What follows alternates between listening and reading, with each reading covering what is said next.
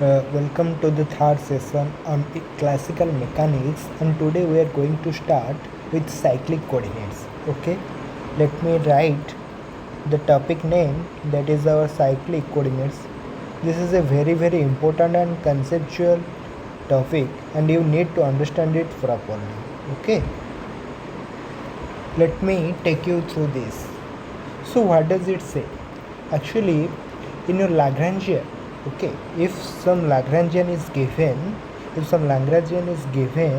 then in that particular Lagrangian, if you have generalized coordinates and with respect to that generalized coordinates, you may have the generalized velocity, isn't it? Okay. In cyclic coordinates, you will call those coordinates as cyclic if that coordinate is absent there, but its corresponding velocity is present. Like if qi is my generalized coordinate, then qi is absent. Okay, qi is absent, but qi dot is present. Then I will call qi as my cyclic coordinate. Otherwise, I can't. So, what is the importance of cyclic coordinates? Its importance is, suppose if qi is cyclic, then its corresponding canonical momenta, okay, its corresponding momentum, that is pi, must be conserved. Conserved means it must be constant. Momentum, how do we represent momentum? We represent as del L by del qi dot. Okay, this must be conserved. If my coordinate is cyclic, then its corresponding momentum is conserved. That is the very important thing we need to know about cyclic coordinates. Next, let me tell you a concept. An important concept. You need to know this concept in order to solve your problem easily. So the first concept is, if the potential is equal to alpha x plus beta y, okay, then your beta px minus alpha py and minus beta px plus alpha py will be what? Constant or constants. Don't confuse with alpha beta, these are some numbers. Okay, let me take you through one important question. Suppose my Lagrangian is given as half m x dot square y dot square z dot square minus half x plus y plus z. Okay, then it is asked, find constant of motion. Is it clear? So how do we calculate the constants of motion? Okay, in order to calculate the constants of motion, we need to check the momenta. Okay, like let me take you through this.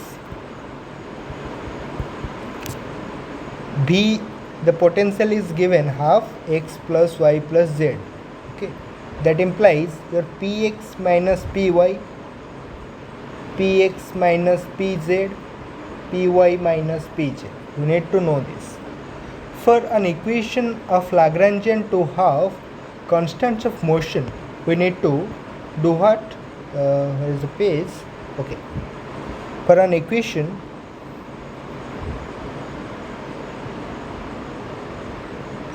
of Lagrangian to have px plus py plus pz is equal to constant, we should have dy by dt of dou L upon dou x dot, dou L upon dou y dot, dou L upon dou z dot is equal to your 0, isn't it? Yes. Then I have Lagrangian as your half m x dot square, m y dot square, m z dot square minus half x plus y plus z. Okay, And what will be that if I differentiate that thing? D by dt of m x dot plus m y dot plus m z dot is equal to 0, which means x double dot plus y double dot plus z double dot is equal to 0. Okay, let me write the Lagrangian equation of motion. Let me write the Lagrangian equation of motion. D by dt dou L upon dou x dot minus dou L upon dou x is equal to 0. That implies mx double dot plus 1 is equal to 0. Similarly, you can find out for y coordinate, that will be my double dot plus 1 is equal to 0, and similarly for z coordinate mz double dot plus 1 is equal to 0.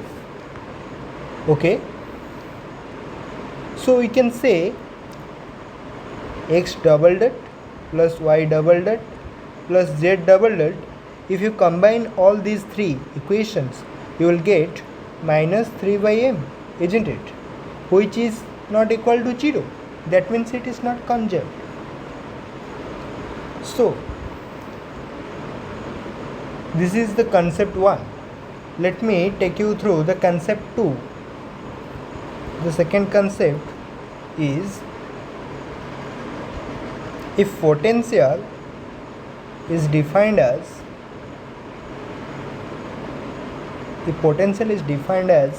your v, let this potential is function of x, y, z, then f x square plus y square, this is like this, if it is given like this,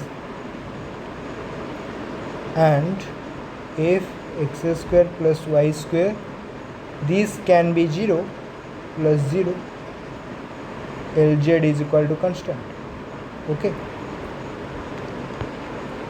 similarly if it is given f v x y z, if f is a function of x square y square, in the first case let's suppose y square plus z square plus f of x, or it can be 0. Okay, or it can be 0, then Lx is equal to constant.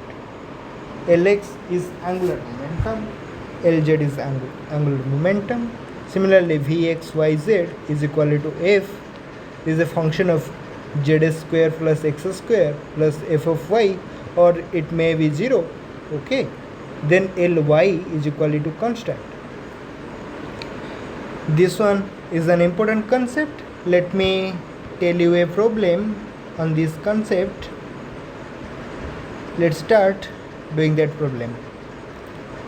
The question is like this: the Lagrangian is given half m, and this one is given in spherical coordinates, that is r dot square, r theta dot square, r square plus r square sine square theta phi dot square minus half k r square. So my potential is given to be minus half k r square, and I can write minus half k and r as your x plus x square plus y square plus z square, isn't it? That means my Lx, Ly, Lz are constant. Clear? I told you this concept, na? According to this concept, if my potential is like this, is in this form, so my corresponding angular momentum will be constant. Okay, so this is the thing I want to tell you, and this is two important concepts I describe here in order to solve your problems on the basis of your cyclic coordinates. Clear? Let me do some problems for your understanding. Let me take one example. Okay, let me take one problem if possible.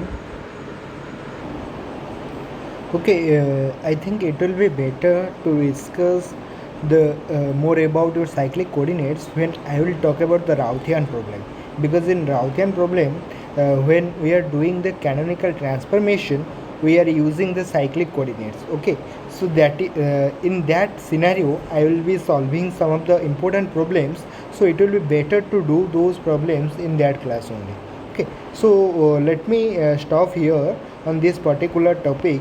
Okay, so on the basis of cyclic coordinates we are stopping here, and in the next class we will talk about the canonical transformation and more questions, and I will touch through the Hamiltonian problems and how Lagrangian and Hamiltonian is important.